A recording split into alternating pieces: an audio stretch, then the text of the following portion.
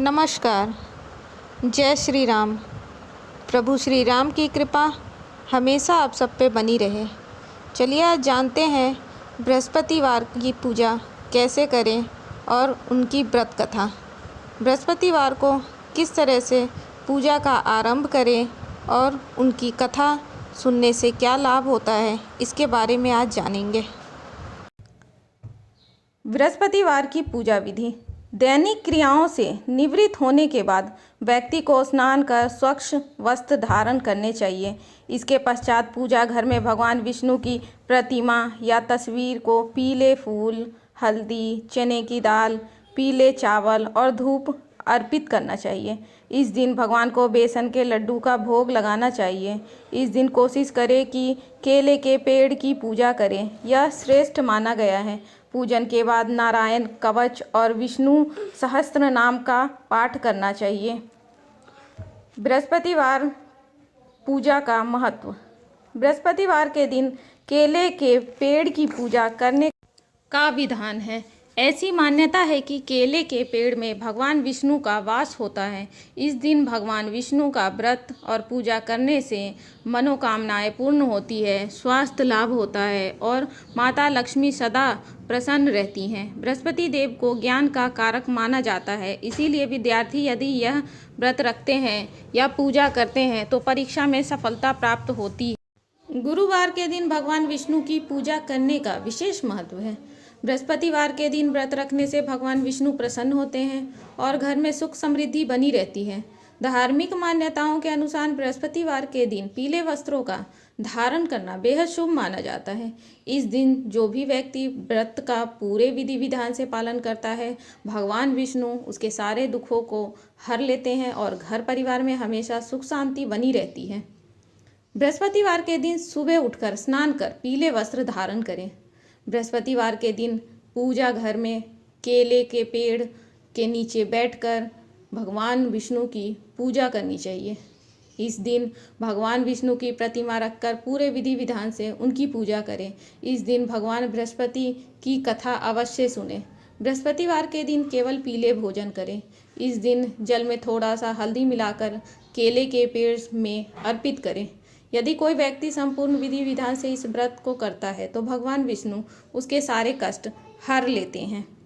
भूल कर भी व्रत को अधूरा ना छोड़ें। इस दिन का व्रत करने वाले स्नान करते वक्त साबुन व तेल का उपयोग न करें। कब से प्रारंभ करें बृहस्पतिवार का व्रत? किसी भी मास के शुक्ल पक्ष के पहले गुरुवार को बृहस्पतिवार का व्रत प्रारंभ कर सकते हैं। व्रत प्रारंभ करने से पहले इस बात का ख्याल रखें कि व्रत का प्रारंभ पौष माह में न हो। बृहस्पतिवार व्रत कथा। प्राचीन समय की बात है। एक नगर में एक बड़ा व्यापारी रहता था। वह जहाज़ों में माल लदवाकर दूसरे देशों में भेजा करता था। वह जिस प्रकार अधिक धन कमाता था उसी प्रकार ही जी खोलकर दान भी करता था, परंतु उसकी पत्नी अत्यंत कंजूस थी। वह किसी को एक भी पैसा दान में नहीं देती थी। एक बार सेठ जब दूसरे देश व्यापार करने गया तो पीछे से बृहस्पति देव ने साधु वेश में उसकी पत्नी से भिक्षा मांगी। व्यापारी की पत्नी बृहस्पति देव से बोली, हे साधु महाराज, मैं इस दान और पुण्य से तंग आ गई हूँ। आप कोई ऐसा उपाय बताएं जिससे मेरा सारा धन नष्ट हो जाए और मैं आराम से रह सकूँ। मैं यह धन लुटता हुआ नहीं देख सकती। बृहस्पति देव ने कहा, हे देवी, तुम बड़ी विचित्र हो। संतान और धन से कोई दुखी होता है? अगर अधिक धन है तो इसे शुभ कार्यों में लगाओ। कुंवारी कन्याओं का विवाह कराओ, विद्यालय और बाग बगीचे का निर्माण कराओ। ऐसे पुण्य कार्य करने से तुम्हारा लोक परलोक सार्थक हो सकता है। परंतु साधु की इन बातों से व्यापारी की पत्नी को खुशी नहीं हुई। उसने कहा, मुझे ऐसे धन की आवश्यकता नहीं है जिसे मैं दान दूं। तब बृहस्पति देव बोले, यदि तुम्हारी ऐसी इच्छा है तो तुम एक उपाय करना। 7 बृहस्पतिवार घर को गोबर से लीपना, अपने केशों को पीली मिट्टी से धोना, केशों को धोते समय स्नान करना, व्यापारी से हजामत बनाने को कहना, भोजन में मांस मंदिरा खाना, कपड़े अपने घर धोना। ऐसा करने से तुम्हारा सारा धन नष्ट हो जाएगा। इतना कहकर बृहस्पति देव अंतर्ध्यान हो गए। व्यापारी की पत्नी ने बृहस्पति देव से कहे अनुसार 7 बृहस्पतिवार वैसा ही करने का निश्चय किया। केवल 3 बृहस्पतिवार ही बीते थे कि उसकी समस्त धन संपत्ति नष्ट हो गई और वह परलोक सिधार गई। जब व्यापारी वापस आया तो उसने देखा कि उसका सब कुछ नष्ट हो चुका है। उस व्यापारी ने अपनी पुत्री को सांत्वना दी और दूसरे नगर में जाकर बस गया। वहाँ वह जंगल से लकड़ी काट कर लाता और शहर में बेचता। इस तरह वह अपना जीवन व्यतीत करने लगा। एक दिन उसकी पुत्री ने दही खाने की इच्छा प्रकट की, लेकिन व्यापारी के पास दही खरीदने के पैसे नहीं थे। वह अपनी पुत्री को आश्वासन देकर जंगल में लकड़ी काटने चला गया। वहाँ एक वृक्ष के नीचे बैठ अपनी पूर्व दशा पर विचार कर रोने लगा। उस दिन बृहस्पतिवार था। तभी वहाँ बृहस्पति देव साधु के रूप में सेठ के पास आए और बोले, हे मनुष्य, तू इस जंगल में किस चिंता में बैठा है? तब व्यापारी बोला, हे महाराज, आप सब कुछ जानते हैं। इतना कहकर व्यापारी अपनी कहानी सुनाकर रो पड़ा। बृहस्पति देव बोले, देखो बेटा, तुम्हारी पत्नी ने बृहस्पति देव का अपमान किया था, इसी कारण तुम्हारा यह हाल हुआ है। लेकिन अब तुम किसी प्रकार की चिंता मत करो। तुम गुरुवार के दिन बृहस्पति देव का पाठ करो।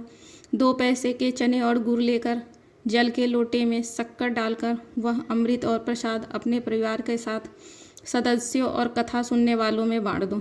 स्वयं भी प्रसाद और चनामृत लो, भगवान तुम्हारा अवश्य कल्याण करेंगे। साधु की बात सुनकर व्यापारी बोला, महाराज, मुझे तो इतना भी नहीं बचता कि मैं अपनी पुत्री को दही लाकर दे सकूं। इस पर साधु जी बोले, तुम लकड़ियां शहर में बेचने जाना। तुम्हें लकड़ियों के दाम पहले से 4 गुना मिलेंगे, जिससे तुम्हारे सारे कार्य सिद्ध हो जाएंगे। उसने लकड़ियाँ काटी और शहर में बेचने के लिए चल पड़ा। उसकी लकड़ियाँ अच्छे दाम में बिक गई, जिससे उसने अपनी पुत्री के लिए दही लिया और गुरुवार की कथा हेतु चना गुड़ लेकर कथा की और प्रसाद बांटकर स्वयं भी खाया। उसी दिन से उसकी सभी कठिनाइयाँ दूर होने लगीं, परंतु अगले बृहस्पतिवार को वह कथा करना भूल गया। अगले दिन वहाँ के राजा ने एक बड़े यज्ञ का आयोजन कर पूरे नगर के लोगों के लिए भोज का आयोजन किया। राजा की आज्ञा अनुसार पूरा नगर राजा के महल में भोज करने गया, लेकिन व्यापारी व उसकी पुत्री तनिक विलंब से पहुँचे। अतः उन दोनों को राजा ने महल में ले जाकर भोजन कराया। तब वे दोनों लौट कर आए। तब रानी ने देखा उसका खूंटी पर टंगा हार गायब है। रानी को व्यापारी और उसकी पुत्री पे संदेह हुआ और कि उसका हार उन दोनों ने ही चुराया है। राजा की आज्ञा से उन दोनों को कारावास की कोठरी में कैद कर दिया गया। कैद में पकड़कर दोनों अत्यंत दुखी हुए। वहाँ उन्होंने बृहस्पति देवता का स्मरण किया। बृहस्पति देव ने प्रकट होकर व्यापारी को उसकी भूल का आभास कराया और उन्हें सलाह दी कि गुरुवार के दिन कैद खाने के दरवाजे पर तुम्हें 2 पैसे मिलेंगे। उनसे तुम चना और मुनक्का मंगवाकर विधि पूर्वक बृहस्पति देवता की पूजन करना, तुम्हारे सब दुख दूर हो जाएंगे। बृहस्पतिवार को कैद खाने के द्वार पर उन्हें 2 पैसे मिले। बाहर सड़क पर एक स्त्री जा रही थी। व्यापारी ने उसे बुलाकर गुड़ और चने लाने को कहा। इस पर वह स्त्री बोली, मैं अपनी बहू के लिए गहने लेने जा रही हूँ, मेरे पास समय नहीं है। इतना कहकर वह वहाँ से चली गई। थोड़ी देर बाद वहाँ एक और स्त्री निकली। व्यापारी ने उसे बुलाकर कहा, हे बहन, मुझे बृहस्पतिवार की कथा करनी है, तुम मुझे 2 पैसे का गुड़ चना ला दो। बृहस्पति देव का नाम सुनकर वह स्त्री बोली, भाई, मैं तुम्हें अभी गुड़ चना लाकर देती हूँ। मेरा इकलौता पुत्र मर गया है, मैं उसके लिए कफन लेने जा रही हूँ, लेकिन मैं पहले तुम्हारा काम करूँगी, उसके बाद अपने पुत्र के लिए कफन लाऊंगी। वह स्त्री बाजार से व्यापारी के लिए गुड़ चना ले आई और स्वयं भी बृहस्पति देव की कथा सुनी। कथा के समाप्त होने पर वह स्त्री कफन लेकर अपने घर गई। घर पर लोग उसके पुत्र की लाश को राम नाम सत्य है कहते हुए शमशान ले जाने की तैयारी कर रहे थे। स्त्री बोली, मुझे अपने पुत्र का मुख देख लेने दो। अपने पुत्र का मुख देखकर वह स्त्री ने उसके मुंह में प्रसाद और चनामृत डाला। प्रसाद और चनामृत के प्रभाव से वह पुनः जीवित हो गया। पहली स्त्री जिसने बृहस्पति देव का निरादर किया था, वह जब अपने पुत्र के विवाह के हेतु पुत्र वधू के लिए गहने लेकर लौटी और जैसे ही उसके पुत्र घोड़ी पर बैठकर निकला, वैसे ही घोड़ी ने ऐसी उछाल मारी कि वह घोड़ी से गिरकर मर गया। यह देख स्त्री रो रो कर बृहस्पति देव से क्षमा याचना करने लगी। उस स्त्री की याचना से बृहस्पति देव साधु वेश में वहां पहुंचकर कहने लगे, हे देवी, तुम्हें अधिक विलाप करने की आवश्यकता नहीं, यह बृहस्पति देव का अनादर करने के कारण हुआ है। तुम वापस जाकर मेरे भक्त से क्षमा मांगकर कथा सुनो, तभी तुम्हारी सभी मनोकामना पूर्ण होंगी। जेल में जाकर उस स्त्री ने व्यापारी से माफ़ी मांगी और कथा सुनी। कथा के उपरांत वह प्रसाद और चनामृत लेकर अपने घर वापस गई। घर आकर उसने चनामृत अपने मृत पुत्र के मुख में डाला।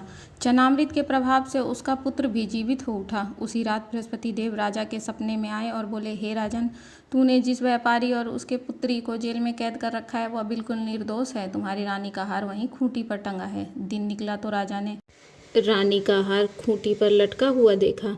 राजा ने उस व्यापारी और उसकी पुत्री को रिहा कर दिया और उन्हें आधा राज्य देकर उसकी पुत्री का विवाह उच्च कुल में करवा कर दहेज में हीरे जवाहरात दिए।